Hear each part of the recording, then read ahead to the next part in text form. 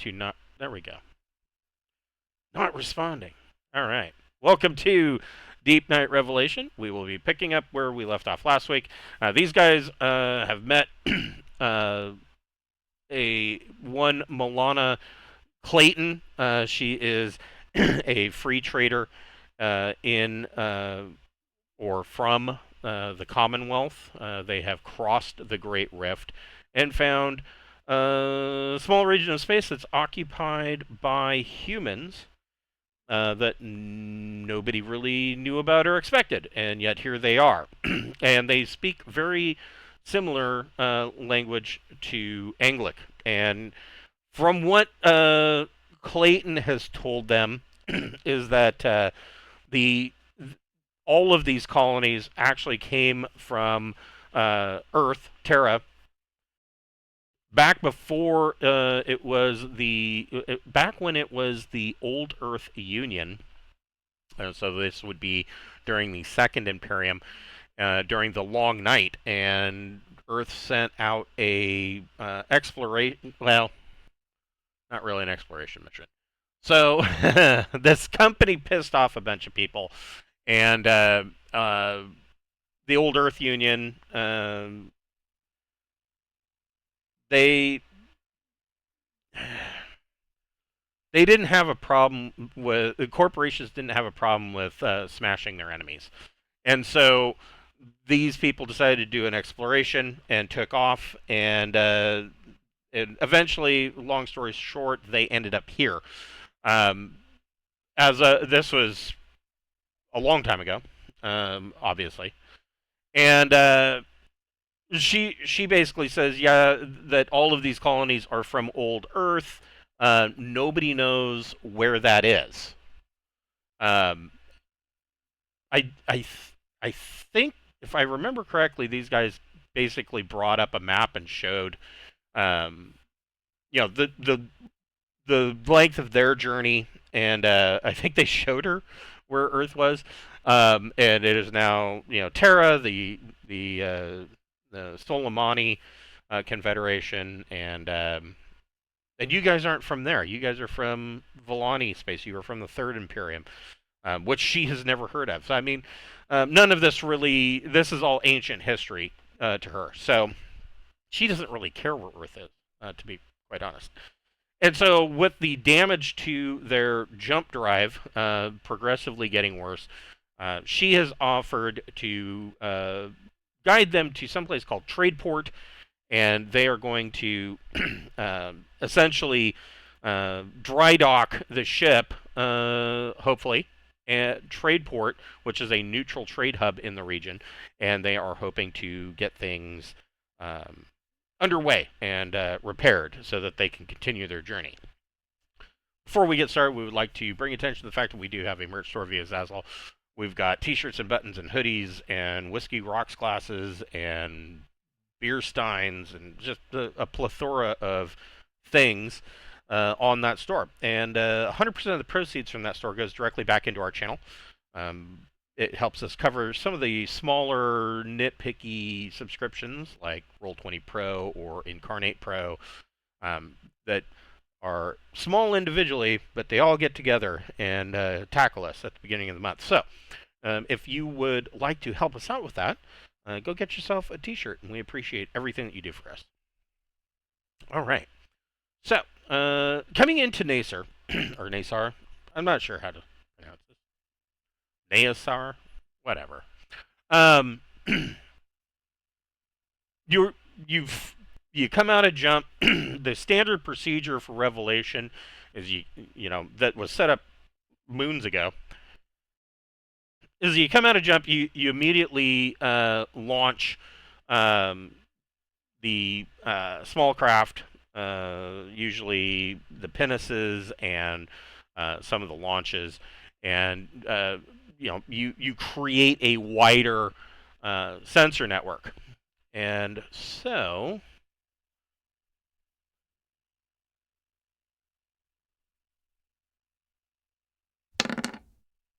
that's pretty good. With Naisar, initially the sensors come in. There is one, what would be considered a garden-like world. It is fairly wet there. In fact, I can tell you quite a bit more about it. Rather than reading the description, I'll just read the code. So it is 12,800, around 12,800 kilometers in diameter. So it's very similar to Earth. It has a standard, what would be considered a standard atmosphere, between 0.71 and 1.49 for pressure.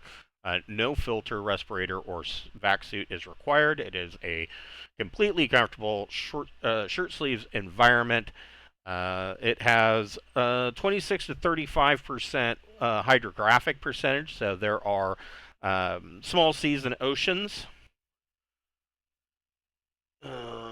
Population is in tens of millions, and we're looking at probably about 70 million for this planet.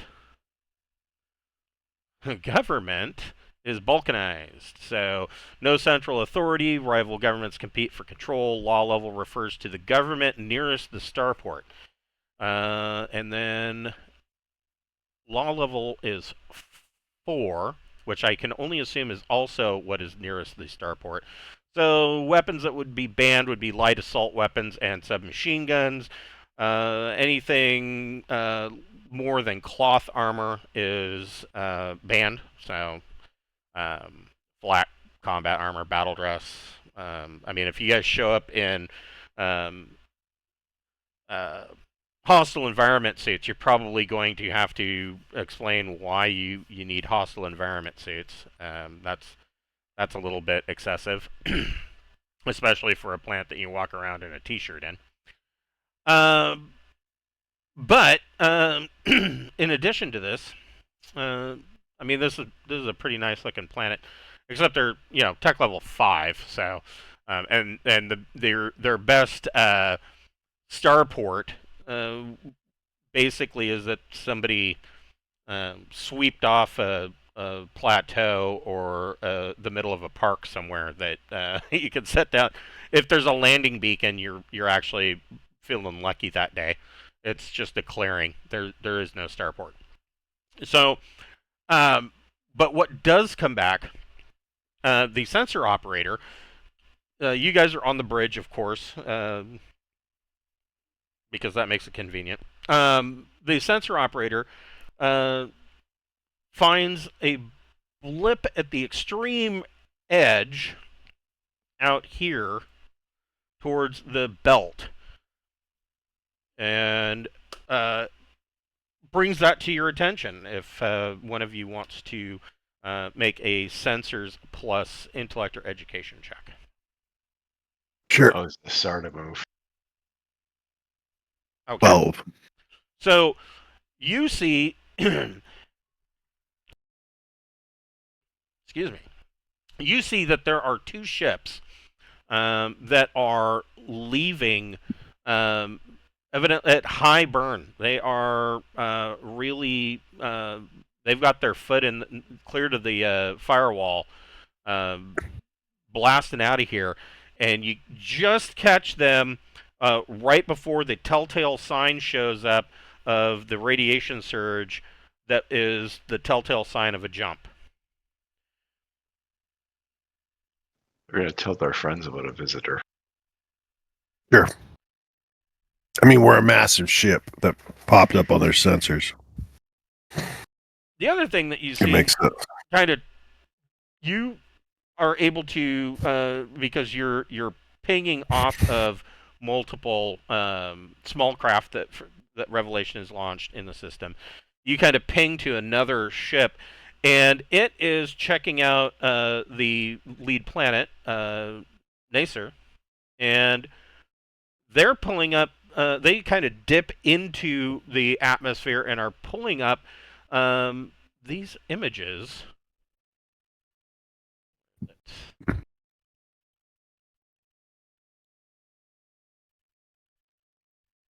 Something has happened to a large city on the surface.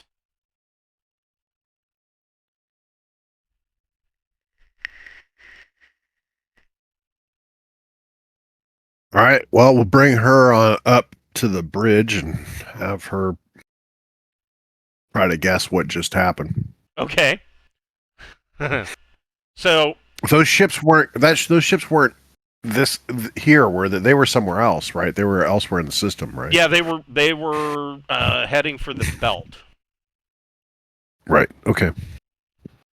Why am I not finding what I'm So they weren't on the planet escaping gravity, the gravitational pull. They were out near the belts. Potentially, they may have been at some point. You don't know. They were heading out of system. Okay. Okay. I was I was telling my my Wednesday night group has two sets of characters. One is their pirates and the other is their navy. And their navy crew is using an element class cruiser.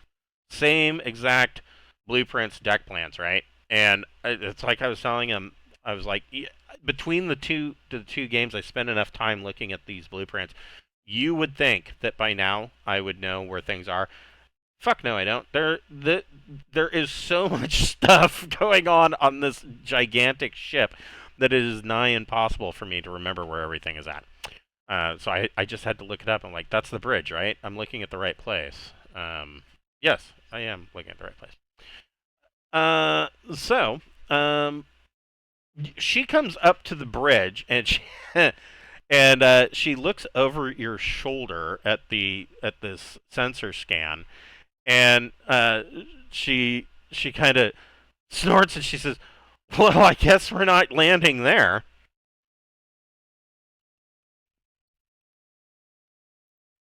Well, we can't go into atmosphere, so yeah. Well, I mean, yeah. But we can orbit and we can communicate and drop down. Right. Yeah. As far as this location, what can she tell you? Can she tell us what was there? What city we're looking at? She says that would be the city of Raille, and that planet is Naisar. She says that they are that Naisar is essentially a fairly lower tech level world, and she tells you she basically says that she's done some trading there. They don't have a whole lot to trade, but there is some stuff that sells very well there because of the fact that they're only tech level about they're about tech level 5.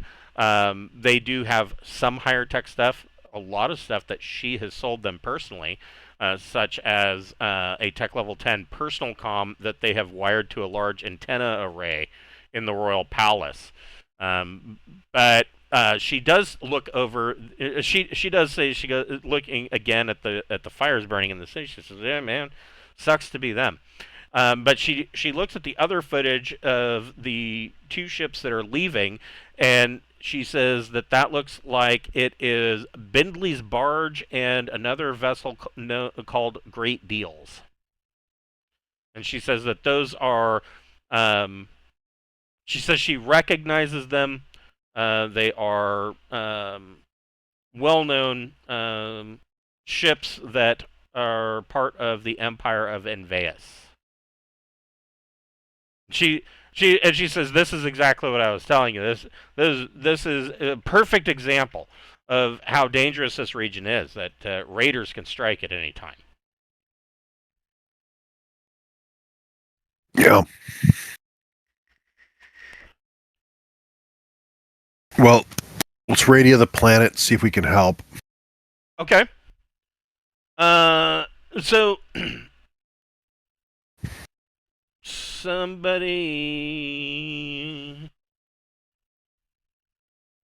either you guys can, or one of the crew, the bridge crew can make a comms plus intellect check. You want to do that? Mel, you're going to be probably the best bet, unless there's a special comms agent who has a lot of ranks in comms. Yeah. So so you establish a communication line of communication, Mel, with the uh, really the only long range transmitter. And when I say long range transmitter, it's literally like a walkie talkie that's been hooked up to a Pringles can on the roof. Um, and the response that you get back though is, um, we have nothing else to take. The city is on fire, and we will snipe at any people who land. We were offering to help put fires out. Do you wish help?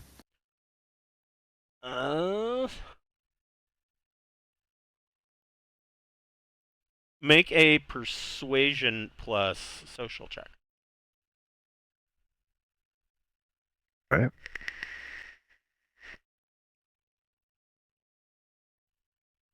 Nice. Excellent. 12.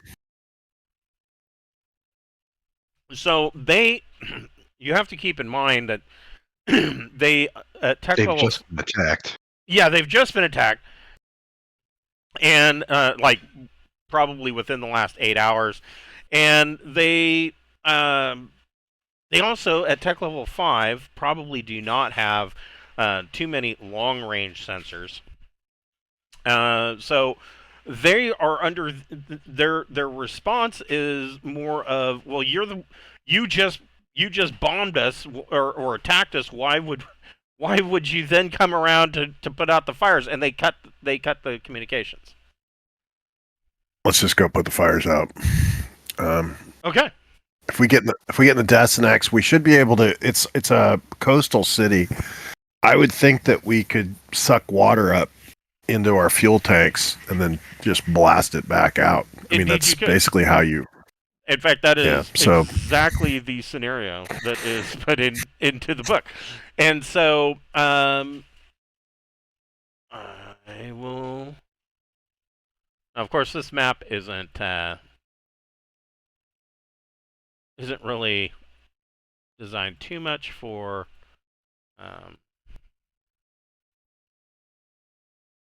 ground movement.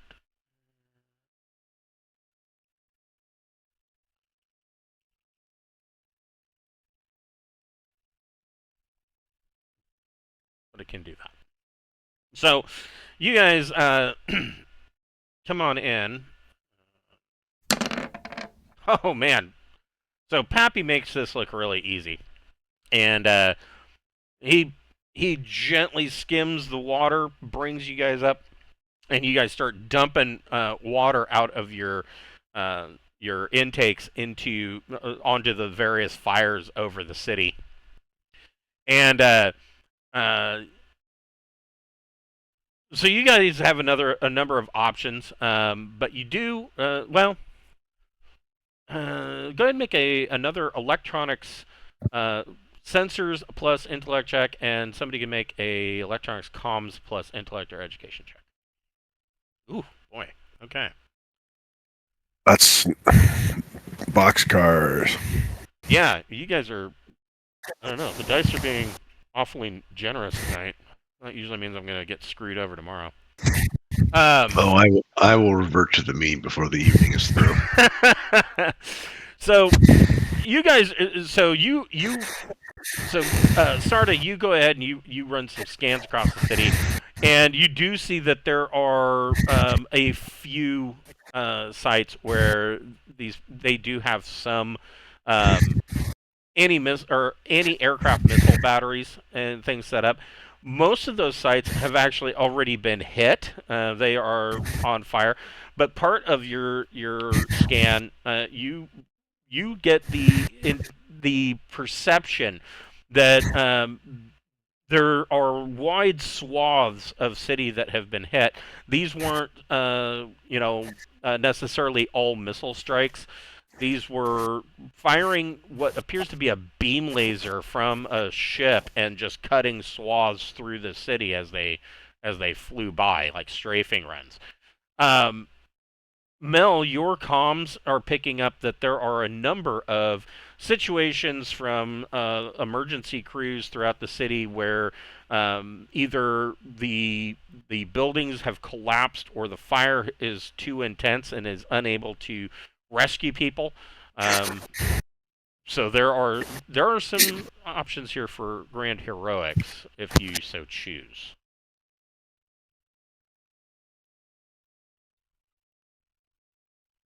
You do see on the sensors too that there are a number of ships, or not ships, small boats that are moving up and down the interior of this river. They look like they're steam powered ships, and they are attempting to use hoses on the dock on some of the dock lines, dock spaces, trying to put out fires from the river.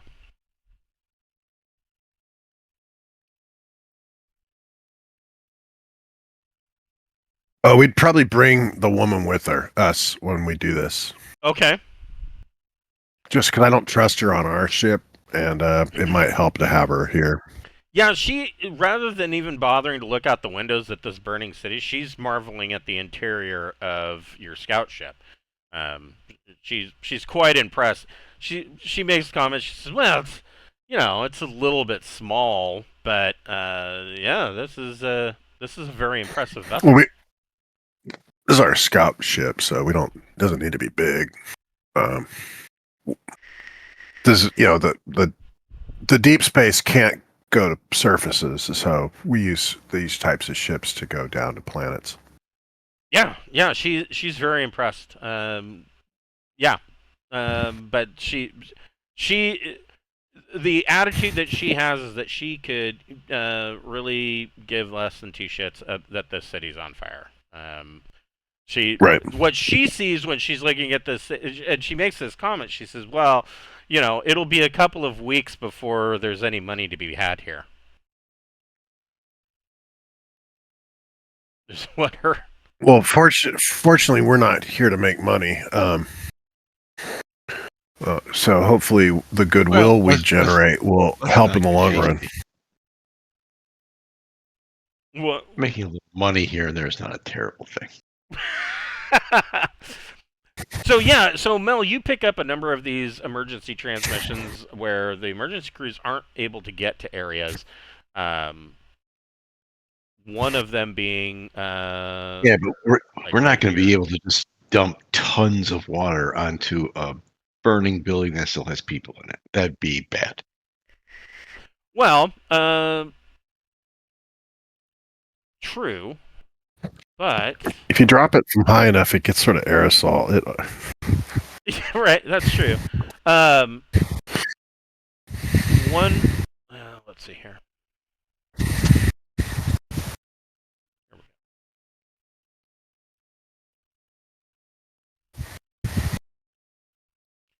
So I mean, for the most part, these fires would be absolutely nothing for your hostile environment suits. They're not even going to affect you.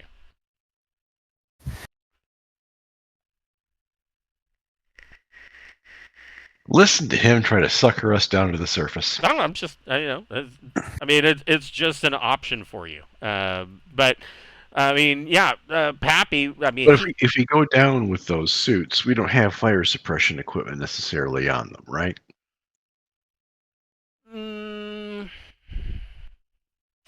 I would, I don't know if fire suppression's an option. I mean, I wouldn't see why you wouldn't have. I mean, I've got smart fabric and self-sealing, but I don't know that they have. My vac suits comes with a coolant rig. Yeah, I would think that you would. I mean, tactical. A fire extinguisher's tech level 5, so I would think that you'd probably have access to a fire extinguisher. If you wanted to go down, and the problem with the emergency crews is that they can't get into the area where these people need to be rescued. Right, which is why I'm talking about fire suppression. If we're going to go in just to we probably want to put shit out as we're going to rescue people. Right. Well, and that's what Pappy's doing. I mean, he rolled boxcars, so he's picking up water and dumping it out of the intakes as you go. So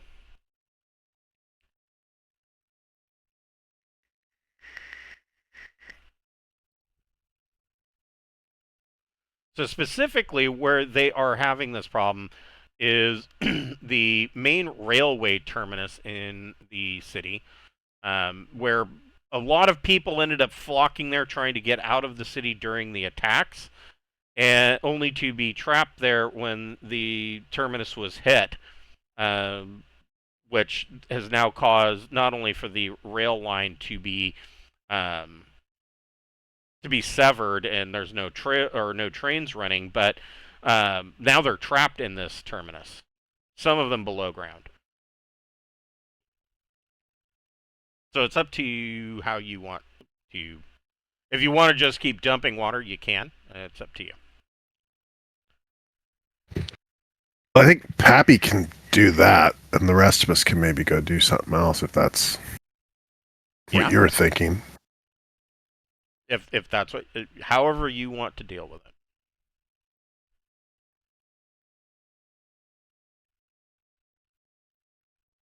You can do that. I mean, the downside is they've already sort of threatened us, so I kind of feel like running around amidst them exposes us to attack.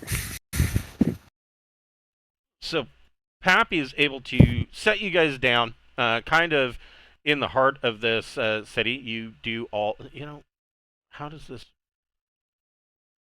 work? If you put out a victim who has been subject to a flame attack, the extinguisher will reduce damage by half during the first combat round is used before eliminating all damage in subsequent rounds. Okay, well that's the only mechanics for it. So yeah, I mean you guys got HEV suits and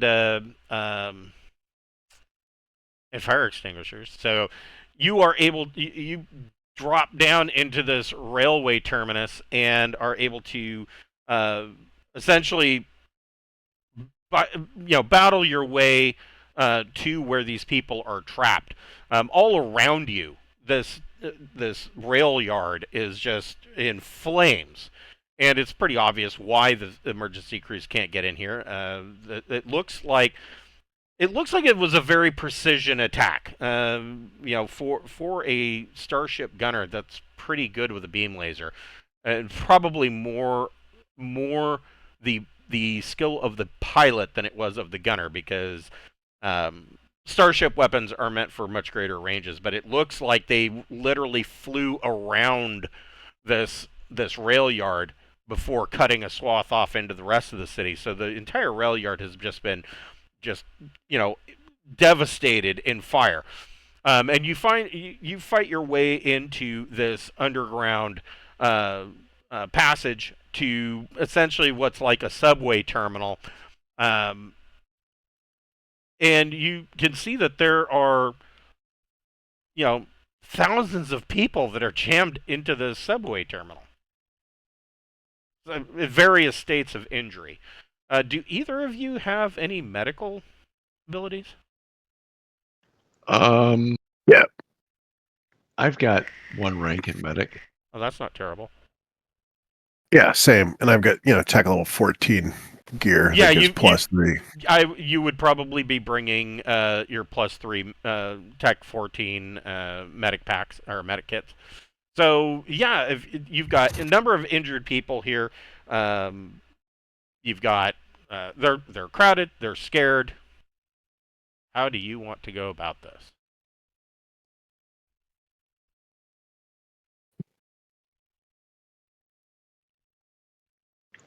Well, we either have to lead them out, or I don't think we want to triage in the middle of a fire zone. Yeah. Do we, when in getting in here, does it look like there is an exit that can be taken safely, that we can bring them out? Because I worry about being trapped underground with fire and bad ventilation. That's true. Go ahead and make a investigate plus intellect check.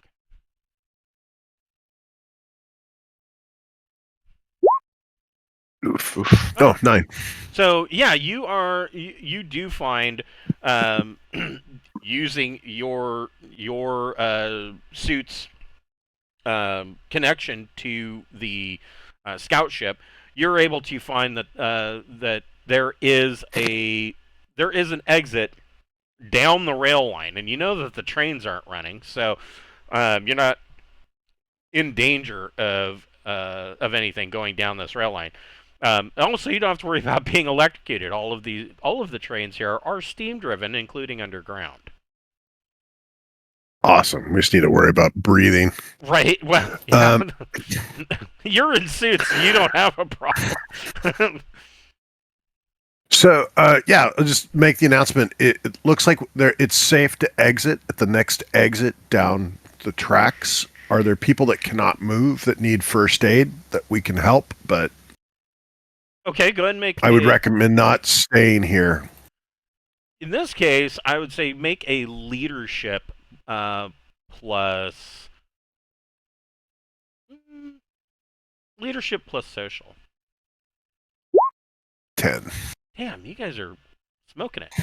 So I'm good at that. I have leadership 2 and social 2. So yeah, these there are there are a number of people that do need some first aid, but for the most part, they kind of, as soon as you bring attention to it and they see that you've got fire extinguishers, you're putting out fires, you've got medical kits that are clearly marked as medical kits. They are much more apt to listen to what you have to say. All of these people are scared to the point of they could drop into a panic at the drop of a hat. But there are numerous people that need medical attention if you're going to get out of here.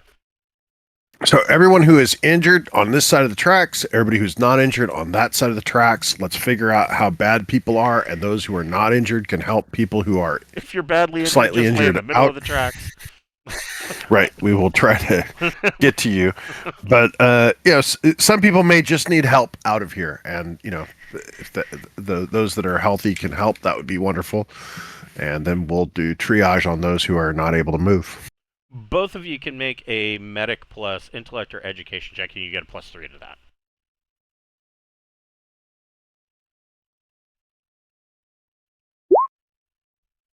Oof. I'm the one that screwed that one up. Sort of accidentally kill somebody by putting a Hello Kitty Band-Aid on them.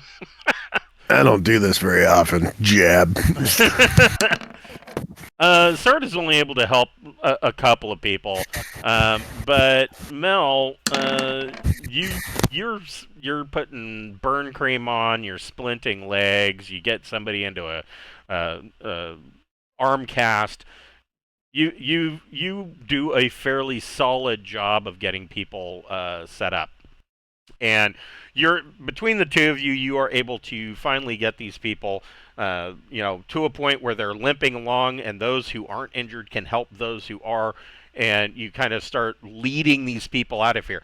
Are you both taking the lead on this at the front of this procession of people walking down this rail line, or are you splitting up? How are you doing this? I'll pull up the rear. Yeah. I'll go up front just to make sure it's safe. But yeah, the rear's probably better just to make sure nobody drops behind. Okay. We're for sure being attacked from behind. Okay. So yeah, you stay behind. I'm not worried as much about attacked from behind. I'm worried more about people not able to move and dropping behind and falling behind. Tunnel collapse, falling girders, some bad shit's happening in the back. I'm just telling you now. I'll take care of it. And so, exactly that. There is some rumbling that happens. Mel, the train coming. There's a train coming. Mel, you can go ahead and make a athletics dexterity check. If you don't have athletics dex, you can just roll 2d plus your dex modifier.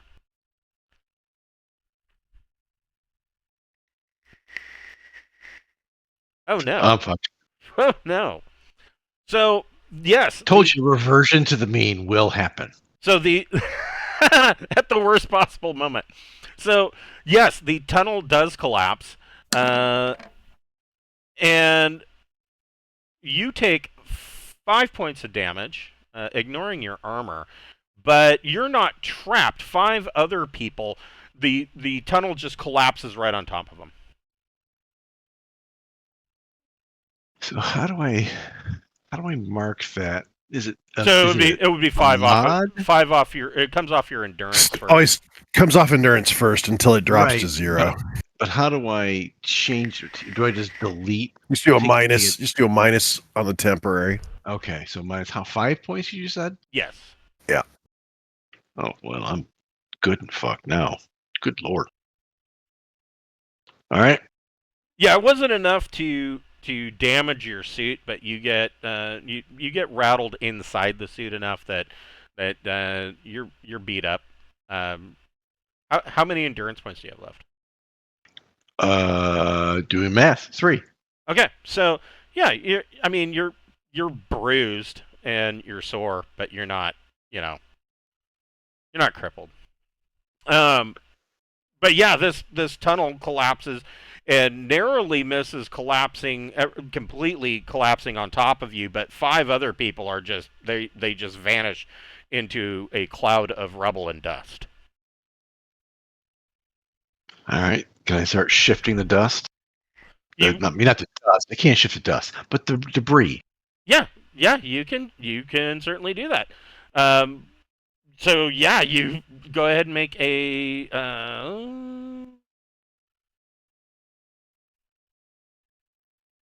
I guess in this case it would be your choice, either athletics, strength, or athletics endurance. And your endurance is going to be lower because you just got banged up. So you might want to do strength. Sarda, what are you doing while you of course. I don't have athletics. I just do a straight strength roll. Yes. Yeah, if you don't have. Whenever they ask for Oh, athletics, Snake eyes. Whenever they ask for athletics, it's just a bonus to whatever stat you're trained in. That's Right. all it is. Right. So, Sarda, you of course hear this cave in behind you and the massive cloud of dust. Turning around, it takes a moment for you to be able to see through the cloud of dust, but you can see that going back is no longer an option. And you see that that Mel's back there struggling, trying to dig out this rubble. Based on that roll, I'm struggling to move a 2x4. Right. I'll just stay where I'm at, and I'll just stay where I'm at, and I'll urge everyone to hurry past me and go as quickly as possible to the next exit. Okay, so yeah, you see, Mel, you are struggling, trying to dig out this rubble, and you finally do move a brick, and you can see that there is an arm, but it is not attached to anything. Okay. Now, you do. I mean, you have some other options. I mean, you would have a bioscanner. Well,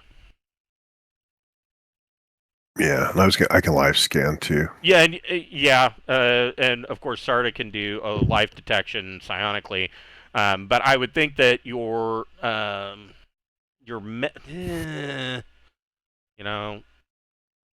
I open my mouth and say something, I better check. But let's see, what is the range on this?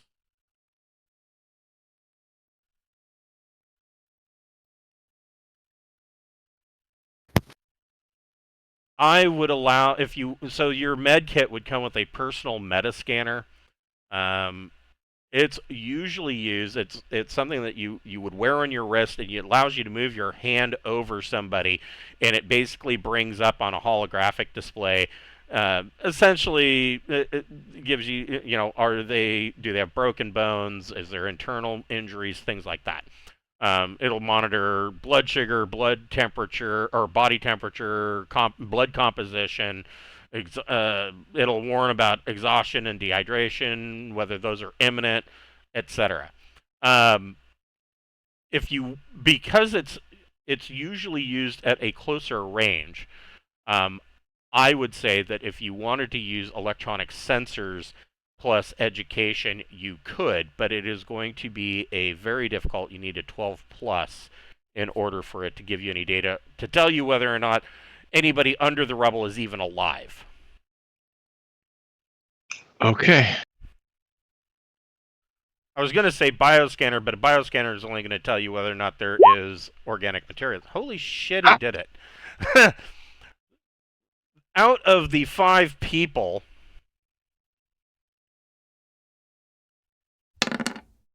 2 of them, you are getting 2 different sets of readings. There are 2 people alive in the rubble. Okay, well, move to, I guess, where they are. I take the life science and start digging there. And the portable metascanner is telling you that, unfortunately, the arm is dead. It's detecting no life signs from the arm. That's a safe assumption. You know, it's using something like Google AI. And it says it in the most mundane way. I'm sorry, Mel. The arm is dead. You know, just. So let's try yelling to the survivors, see if they can respond. Oh, okay. Yeah. Let's see. Because before we start shifting things, we should let them know that we're going to start shifting things. We want to know if they're injured.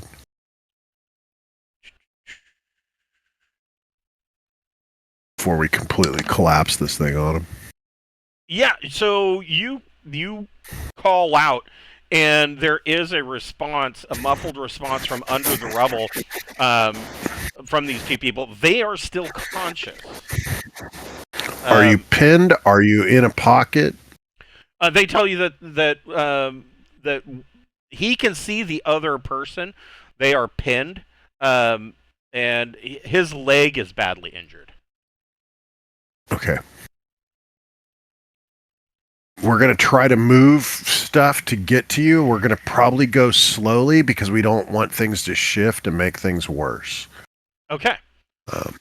Both of you can make your choice. Again, athletics plus endurance or athletics plus strength. And this will be a task chain. So whoever wants to go first will judge. Well, just go ahead and both of you make it. That's not bad.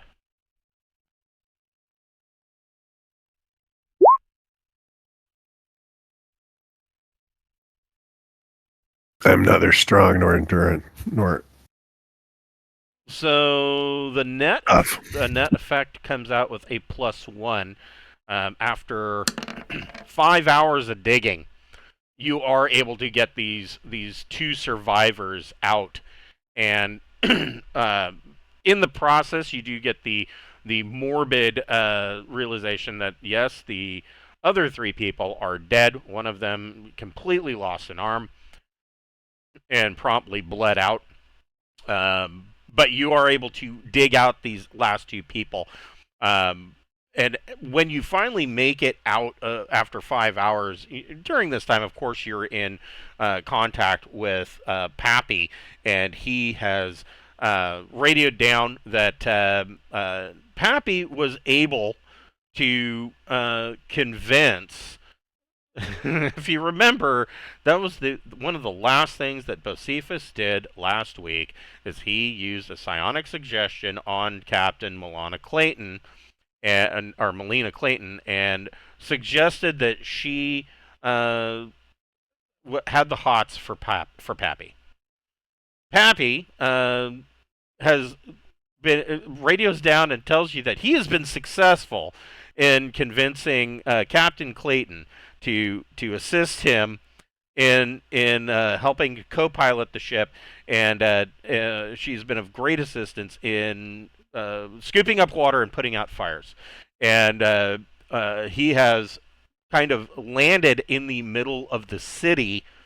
Well, pretty much in the middle of the rail yard. They've put out the fires around the rail yard, And when you exit out, you can see the ship sitting there, and there's a bunch of people kind of huddled under it. Obviously, 1,000 people is far too many to be coming up inside, but Pappy has kind of set up a folding table outside and is passing out,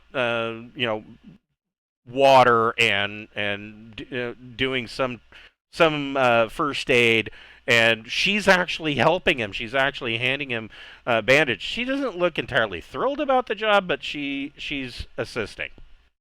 And you were able to get over there just as some emergency vehicles make their way in, and all of these vehicles that you're seeing, they're actually like the old, and I don't know if you've ever seen some of the black and white or tintype photos, but like some of the old steam cars that you would see from like anywhere from the early like 1902 up through sometimes up as far as 1915.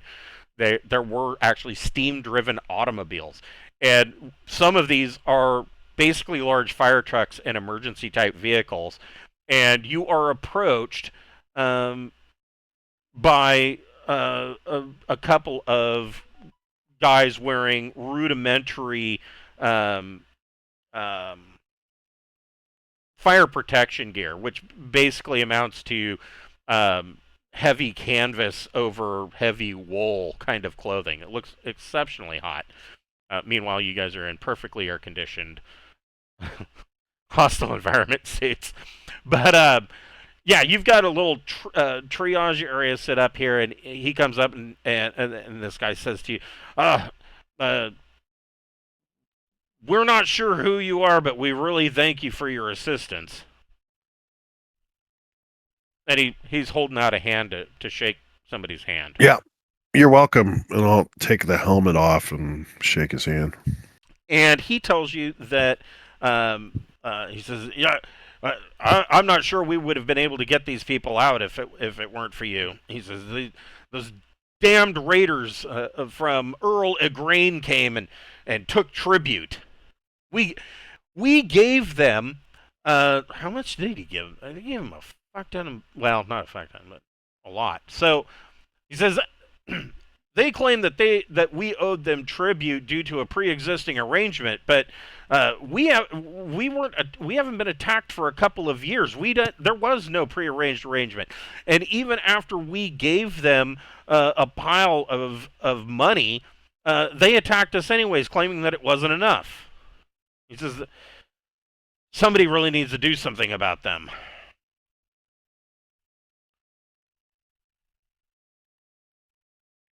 Yeah, protection rackets suck. Both of you can make a recon plus intellect check. Sure.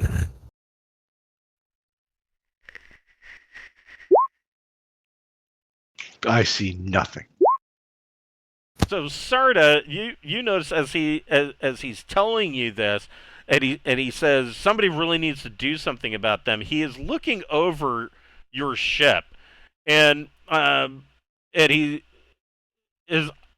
eyes seem to be a little bit bigger as he's looking at the Desenex. He's just kind of like, wow.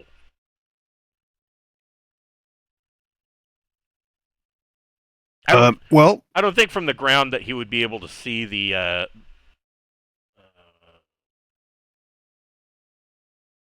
Hold on. I don't know what kind of weapons we've got even on the ship. I know you use them so infrequently. That's what I was just looking at. You've got two triple turrets with dual pulse. One's got dual pulse lasers and a sandcaster. The other one's got dual pulse lasers and a missile rack.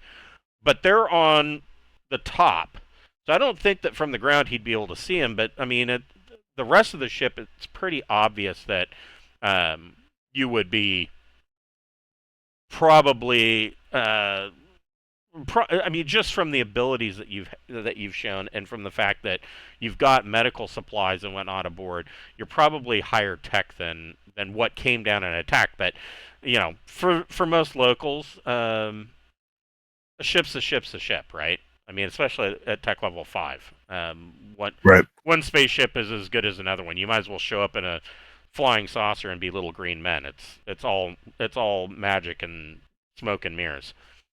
And so, he's kind of looking over your ship, he's like, "Ah," and he just keeps going on about this person named Earl Egrain. And he's like, we've never even been attacked by Earl Egrain. We didn't have any pre-existing arrangements. Well, I'm not. We're going. We're I'm not in the so we're planet killing business, but we were told to go to the. What's or we're not in the system where this trade No, thing. it's another jump away. Another Well, I'll 4 just tell them we're headed to the trade world. Yep, trade port. If you'd like to lodge a complaint or send a representative to lodge a complaint, we'd be happy to take it or take that person with us. I don't know if that's even the right place to go to encounter these people or to seek justice. I have no idea what's going on. He says, I just know your city was on fire.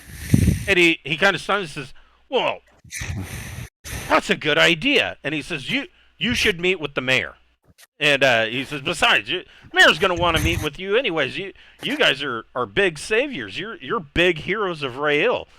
And so he offers to take you directly to the royal palace and to meet with the mayor of Raille. Oh, I'll first aid. I'll first aid Mel. Oh, that's a good idea. Give him some Bactine and a hand little Band-Aid and a lollipop. So 3 points back of the 5 that you took. Yeah, there you go. all right. You know that on principle, I'm going to fire on any fucking pirate ship I see. Right? Anyone. And I will not be talked out of it. I think we're going to a with the pirate fucking haven. With the fucking spinal gun, if the spinal mount. I believe we're going to a pirate haven. It's probably a bad idea to do that. I don't know. On fucking principle. So yeah. The leader or the mayor of Raille, come to find out, is a gentleman named Prince Harari, and Prince Harari greets you as soon as you come in. His entire throne room of this palace has been set up as a combination of a triage hospital and kind of a command post, and they've got this. There's literally a personal comm, is a walkie-talkie that has a wire coming out of it that goes up the wall and through a hole at the top towards the ceiling that goes to a pair of rabbit ears on the roof, and that's what they were communicating with you with, and he immediately, as soon as this first responder comes up and introduces you guys, he comes over and shakes all of your hands, and he he says, I apologize. I apologize that we were so rude to you when you contacted us offering your help. We didn't know there was another ship. We thought that you were contacting us, that you were the people that raided us. No need to apologize. I can see what your sensor equipment looks like. It'd be very difficult to tell what's happening up there with what you've got. Yeah, we saw the other 2 ships. They took off as soon as we showed up, and then we scanned your planet, saw the fires, and just volunteered. He says, so that's us caught up. Yeah, he says I am afraid that that some of these fires are partially the fault of my men. When the raiders actually landed to take the ransom money that we could pay, some of my troops fired and killed some of Earl Egrain's gunmen, and this is their retribution. As you can see, that the devastation that they left behind. It was a poor decision on my men's part, and I will be dressing them down. He says, I truly wish that I could offer you some kind of reward, but as you can see, they took pretty much everything from our coffers. But what I can offer you is that if you and your people would like to stay, we can offer you hospitality, and we would be happy to trade with you or give you a reward of precious metals that we have in stock. Sure. We mostly all we really need right now is probably water to refuel our ships. But yeah, I'd be happy to stay and do some trade. We'll always take spices. Always. Always take spices. Yes. And movies. So yeah, Mel, you can go ahead and you guys are here for about 3 days. While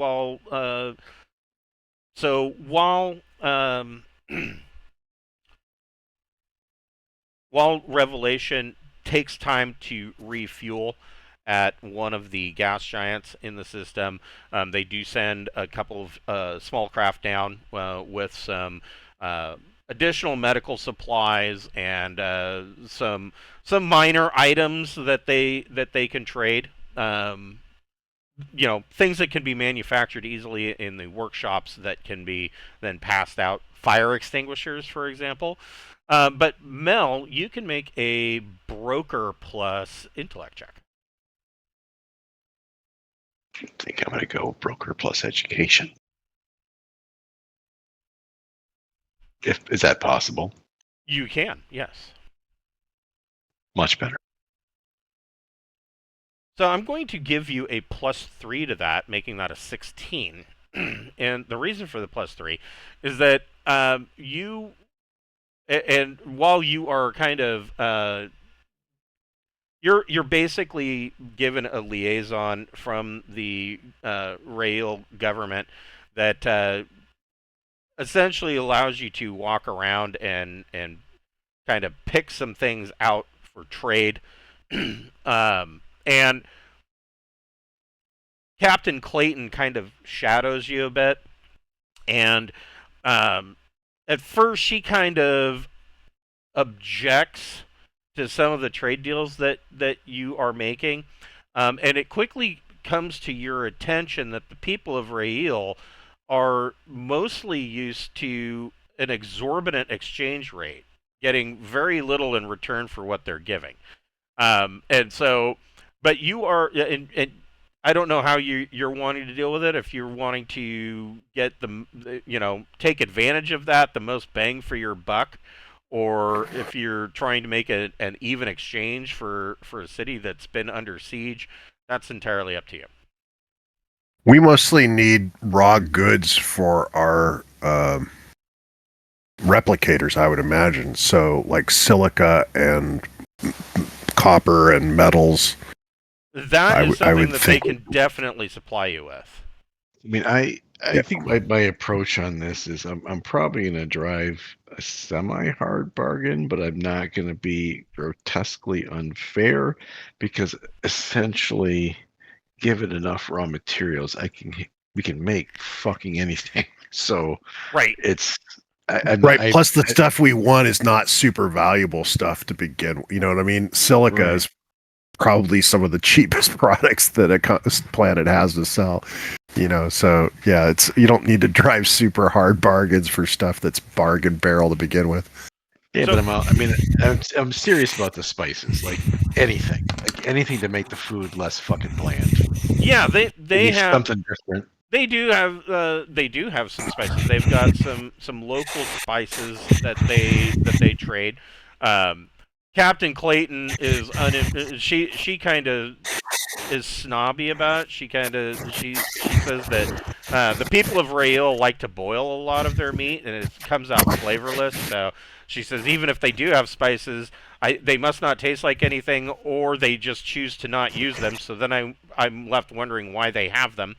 But You do get some spices. You get some copper and some iron and some raw materials.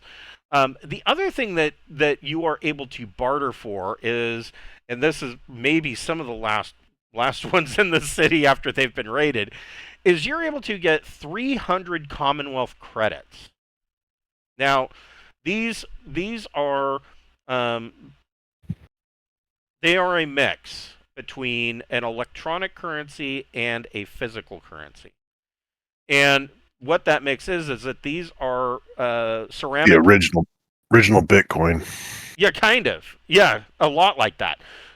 So essentially, these are ceramic plaques that are inlaid with, or ceramic mixed with some other precious metals that are inlaid with an electronics piece and a thumbprint scanner.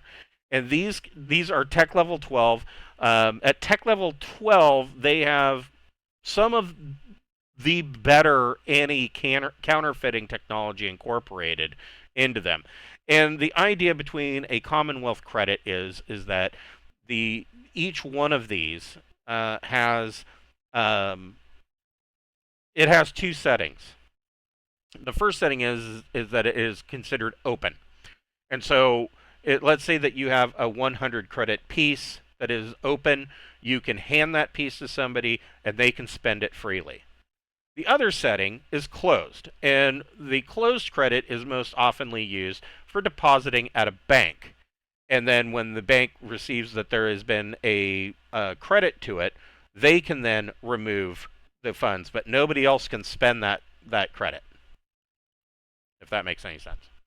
And so this is the most common credit that is used throughout the Commonwealth and in most other places. And it is there is the other monetary exchange that is used by the Grand Republic. It is called the TD. And the Grand Republic, it's actually got a much longer name, but the short name of it is the TD. The Grand Republic TD is always physical. There is no electronic component, and it's so ingrained into their culture that they won't use an electronic form. Their traders just get too much joy of the sound of slapping down a fistful of TDs on the counter when making a deal, that they just refuse to do any kind of electronic exchange. I've always wanted to meet the Ferengi.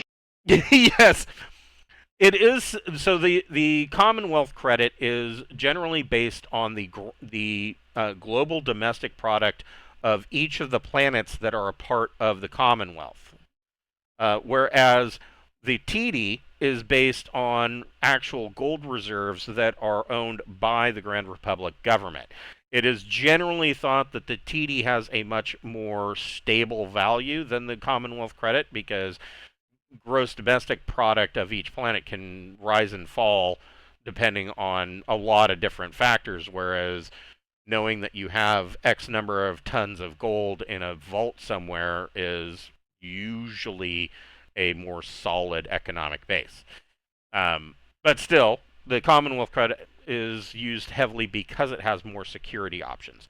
But you are able, in part of your trading, you are able to gather 300 worth of these Commonwealth credits. And that, like I said, that may be the last 300 credits in this city, considering that it was just, robbed. Yeah, and she can bag on their cuisine all she wants. She hasn't been in fucking space for 5 fucking years. That's true. That's true. She has not. Yeah, that is true. And so, I mean, you have good relations, pretty much because of everything that you've done to help, and you are pretty much done here. You say your goodbyes and jump out of system after 3 or 4 days. Did they want to bring in it? Did they want it to send an emissary to the trade area to lodge a complaint? That's a very good question. So I took it that you wanted to know if they wanted to send a formal complaint with you like in the form of writing. But I mean, if you're offering to take one of their emissaries, um, I Yeah, mean I that mean, would be what great. the hell?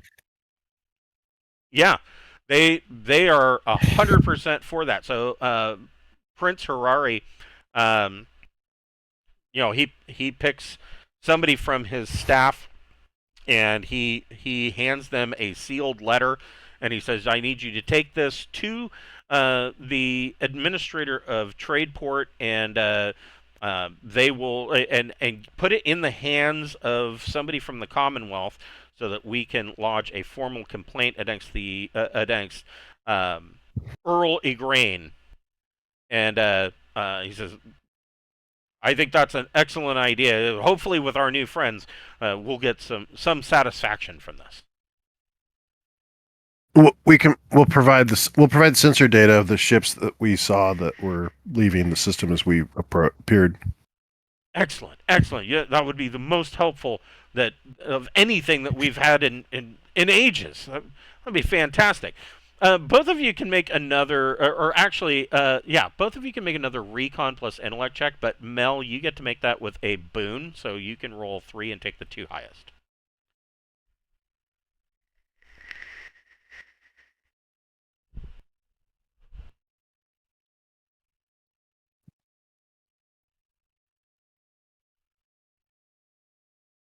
Nice. Okay, so both of you got it. In on your last day in Raille, you do note that. Wait, before I'm sorry to interrupt. No, go I ahead. wanted to say something to that guy before the mayor, Yes. which is like seriously, you're sending an attaché to go on a spaceship to go lodge this complaint. This is why you're fucking so backwards. You need to be sending a scientist, you short-sighted fool. Well, What? Why would he send it? I mean, they're tech level 5. What do you think a tech level 5 scientist is going to be like? All it needs are ideas, man. that is short-term thinking. well, I mean, yeah. they're dealing with being preyed upon by a high tech world, but I mean, Yeah, I mean they're scientist. tech level 5, but they're not uh, completely ignorant to higher tech levels. They've and that's kind of the direction that I was going to go with. So they on your last day here, you do note that that Captain Clayton has contacts with many people here, and Mel especially. You come to find out that she has been here multiple times before and traded with them. In fact, she sold them the tech level 10 communications device that the Royal Palace has attached to some tinfoil rabbit ears on the roof. Um, and this is also you note that they are not completely ignorant to the fact that every time that they have done transactions with Captain Clayton, that she's getting the better deal. They've always given more than what they've gotten in return. But because they're a tech level 5 world, they've kind of accepted the fact that until they can pull themselves up to a higher tech level, they're just going to have to live with that and just continue to be screwed in these transactions. And so they are very very friendly towards Mel, because a lot of the trading that he did, even though he really got the most bang for his buck and he ran a hard deal, he didn't molest them out of their materials after they've already been robbed. But Glad that paid off. yeah, I just can't wait till the emissary realizes that we're not going in this ship. We're getting in a bigger ship. right. Well, that's the part we didn't have it. We casually haven't brought that up.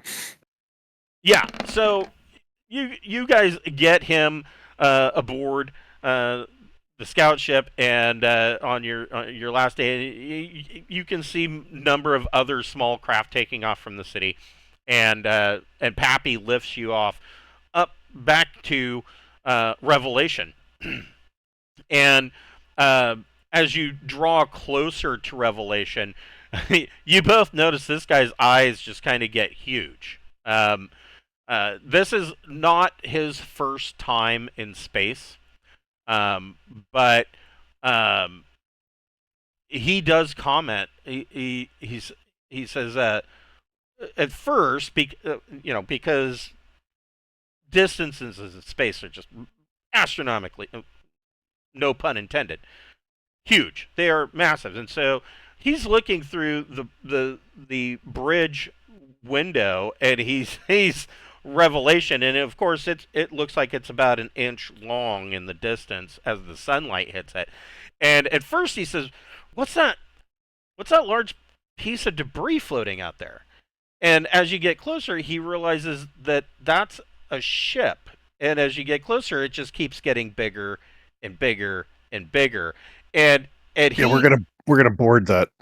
he gets quiet all of a sudden, and Captain Clayton kind of smirks, and she looks at you guys and goes, "Yeah, he's never seen anything that big. I have never seen anything that big. Your ship is enormous."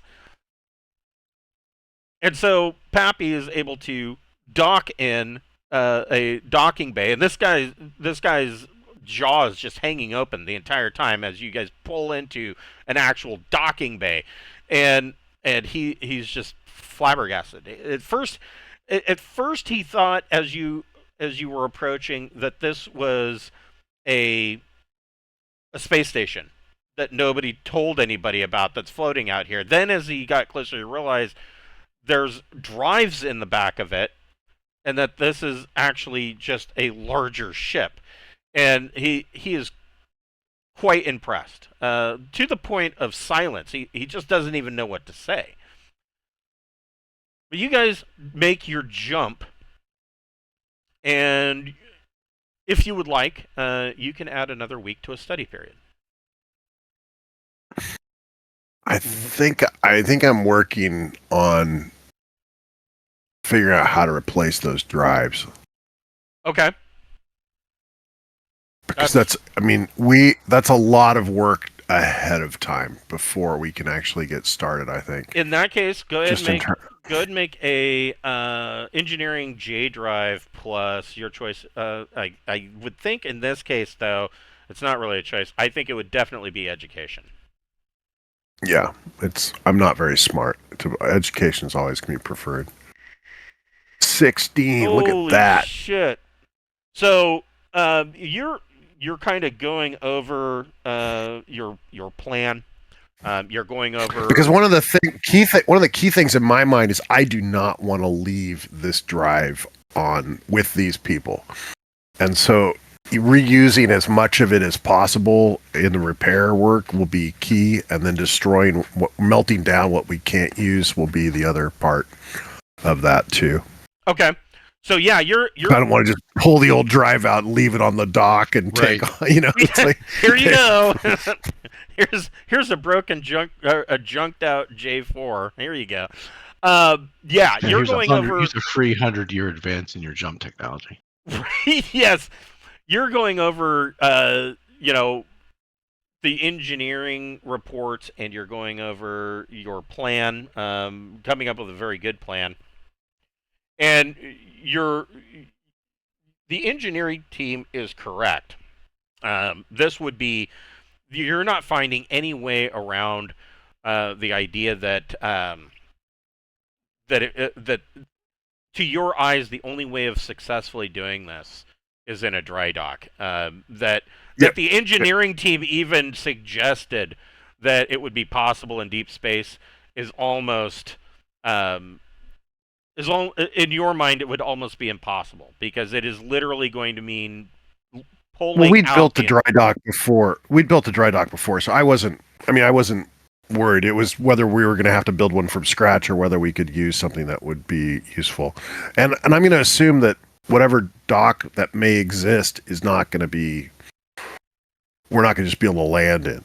We're probably going to need to adapt whatever dry dock they've got. So Yeah, let's try to figure that out too. Yeah, you're what you're looking at is like a Death Star sized cherry picker that's going to have to pull the J drive completely out.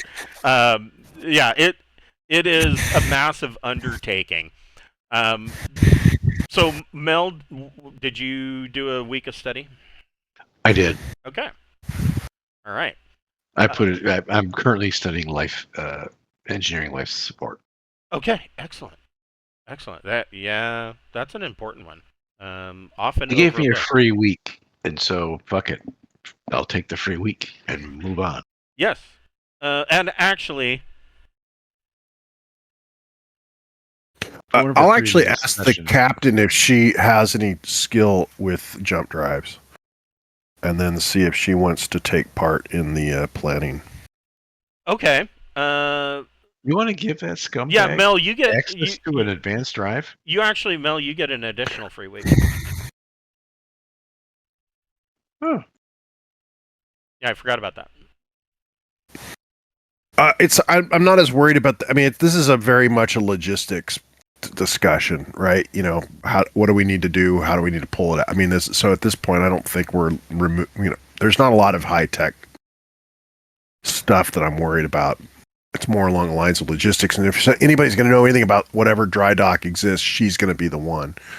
So yeah, let me see. Because I'm assuming we're going to have to actually build part of this dry dock to accommodate our ship.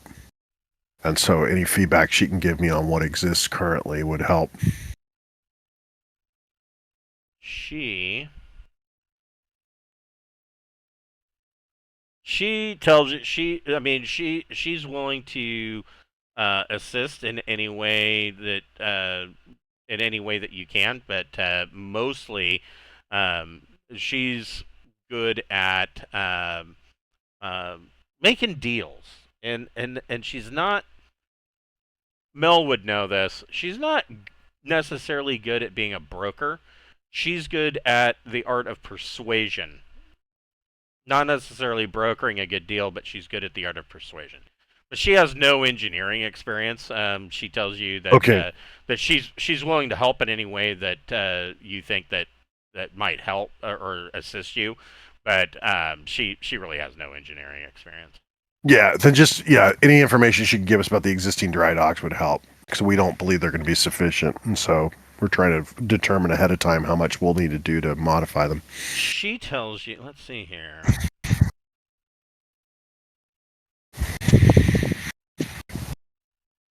So she tells you. She says, I do think the trade port is the best option for you under the circumstances. But she says, don't be let down when you see it. Tradeport, I wouldn't say the Tradeport's seen better days. It's that Tradeport was the victim of an overly ambitious thought process that never really came to fruition. And she says the docks that they have are obviously designed for much smaller vessel. And she says, I've never used their dockyard, so I'm not even sure. In fact, I've never heard of anybody that has actually purchased a ship from their dockyard. But she says, I know that they have them. It's on the backside of the port. So it's not nearly the size that would be required for a ship this size. So there might have to be some jury rigging that goes on. But she says, I still believe that Tradeport's your best option. Just don't be disappointed when you see it. Yeah, I'm not arguing with that. We've had to build our own dry dock in the past, so. So the other thing, both of you can make an electronics computers plus intellect or education check.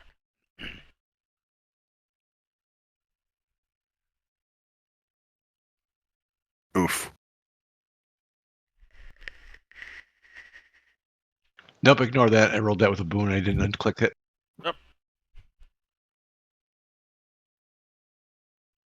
I think you still would have got the same thing. The first two letter numbers were 2 + 5 + 2. No, it was the same. I would have gotten it. Yeah. So, Sarda doesn't notice anything in his kind of search about. So some of these stories that you're picking up, trying to correlate, where the hell these people came from, from Terra. Mel is able to correlate a one small passage in the database in the library data about history about a expedition that left from Terra. It is simply noted with the picture of the Exodus, where a large group of ships left from the Old Earth Union heading rimward. And from what you can tell, let's see, what does it say?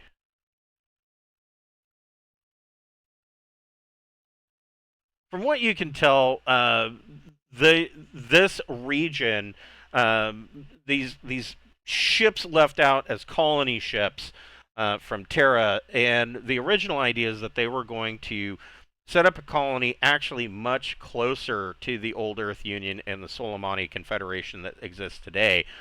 And instead, some of those ships had drive malfunctions and misjumped. And they were never found again. And your guess is those misjumped ships ended up here in this region of space. At this point now, you are 670 parsecs from charted space. So they all use somebody else's astrogation and all basically yes. misjumped the same way. Yes, exactly. They again, some of those ships may have never been seen again, but your guess is, because a lot of times if there's going to be a misjump, so what ships will do is they will link their astrogation computers and attempt to all jump at the same time. So if there is a misjump, a lot of times all that group of ships will misjump all at the same time to the same place, which, I guess if you're going to be boned, it's better to be boned together than alone. But it can be really awkward to be the astrogator in that case. Right? Yes. Yeah.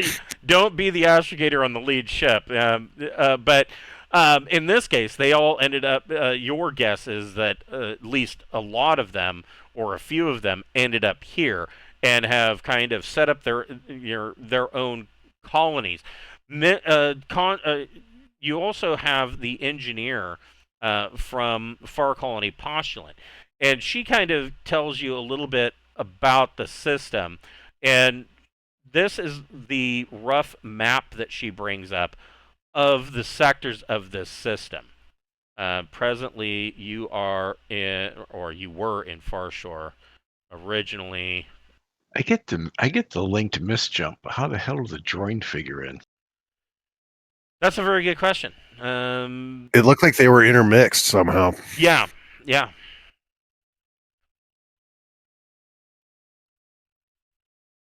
And so this is kind of these are the sectors, and your destination point is actually down here at FSN-X. That is your next waypoint in your long journey. And of course, each one of these squares is an entire sector of space. So there's 9 subsectors in or is that right? There's a lot of subsectors in a subsector. So I mean, these are huge swaths of space. So I mean, it's quite a journey to get to FSN-X. But there's a light at the end of the tunnel if you can get this drive fixed. And you also learn a little bit about the polities of the region, which more or less looks kind of like this.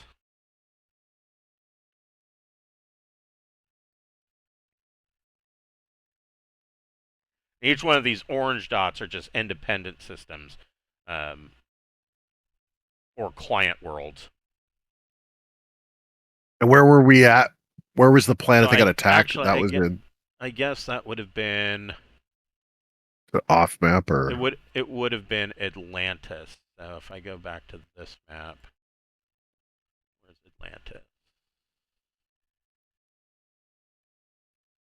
It's 15. And 21 would be Bifrost. So you are coming into 21. So it was up here at the edge of 15, coming into 21. And so Bifrost is where Tradeport is. And it kind of sits here as an independent, neutral system in between the Commonwealth and the Grand Republic. But the Empire of Inveris kind of sits up here in Atlantis and Harappa, and you've got the other one that I can't remember their name, kind of sitting over here in this sector that I'm not going to attempt to slaughter that name. So Mel's able to figure out a little bit more about the people that of this area, and after a week, you'd come out of jump in really. They're calling it the trade port system, but the world is actually Bayou, and Tradeport kind of orbits this planet called Bayou.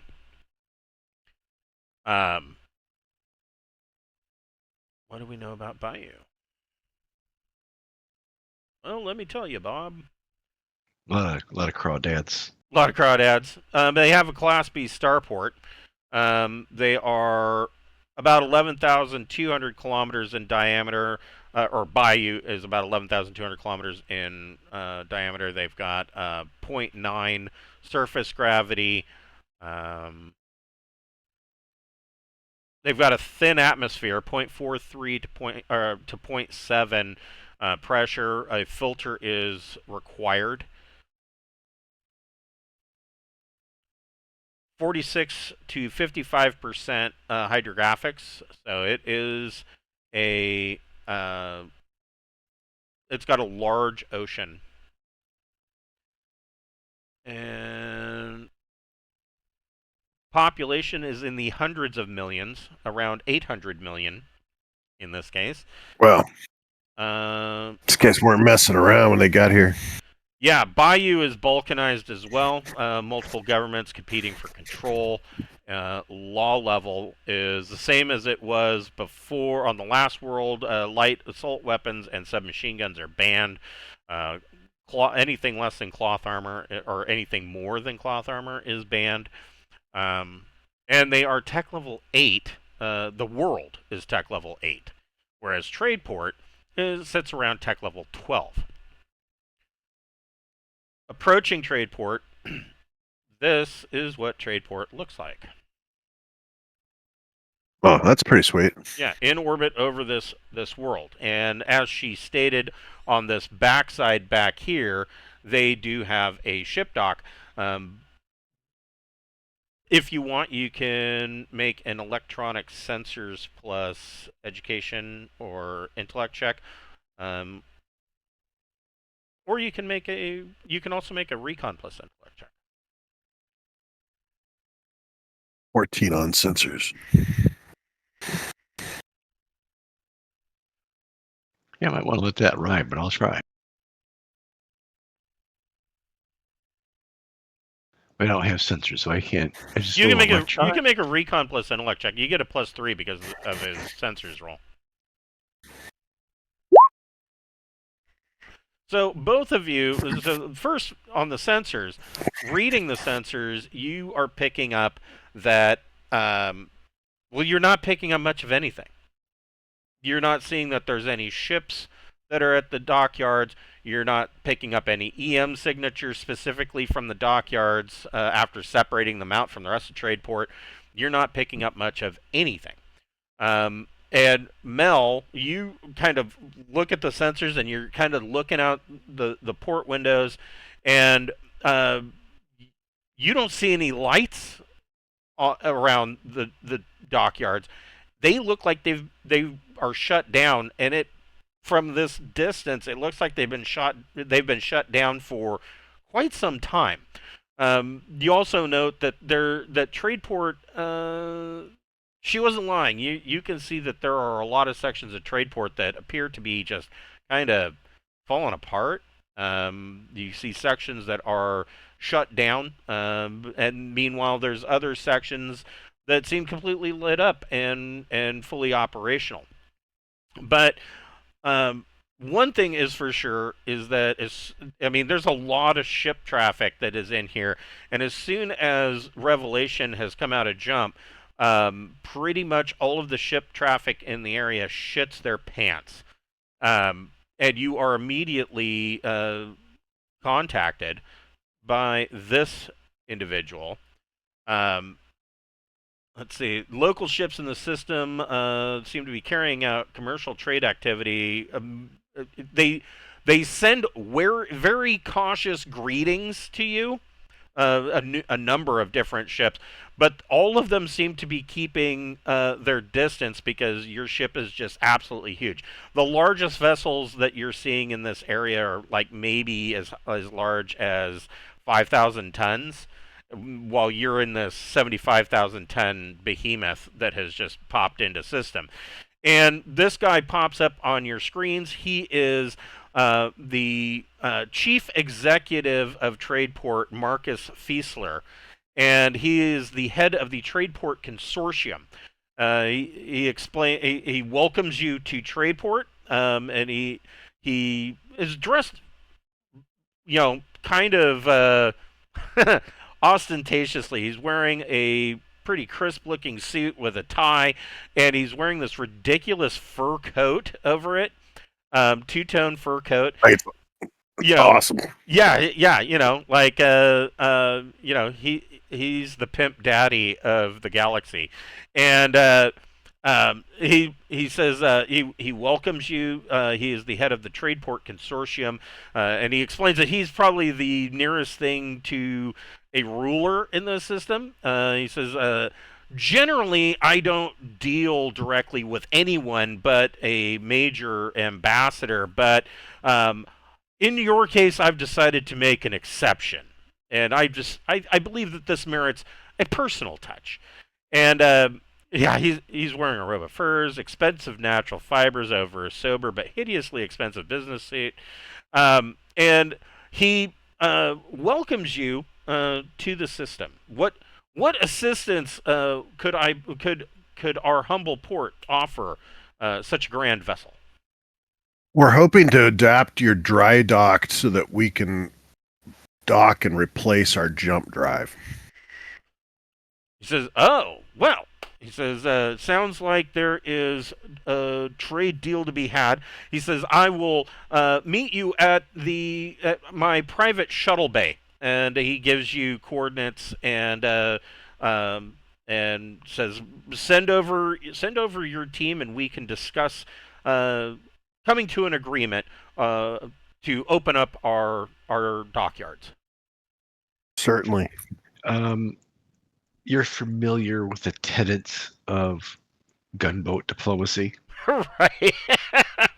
just click. Everybody's hair starts standing on end as you turn on the particle beam accelerator. Any of our people get touched, Yeah. bad things will ensue. Your high port appears to be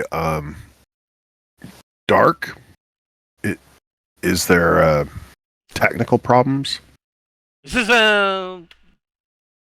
yes, here and there are some issues. He says, well, we can discuss that at my private shuttle bay.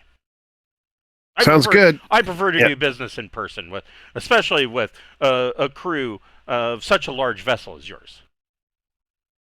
So I want to scan the hell out of before we leave. I want to get a real good idea of what's wrong with this. Why is this place not lit up? Is it just a lack of people, or does their power seem low, or that type of thing? So what your sensors are pulling up, and this goes back to even when you first scanned the dockyard, is that the station that is called Tradeport doesn't appear to have ever been finished. It's half built in a dilapidated state, station in orbit around Bayou, and it is Captain Clayton's description seems appropriate. It seems that whoever decided to build this place had a grand ambition and likely not enough either know-how or not enough funding to actually see it come all the way through.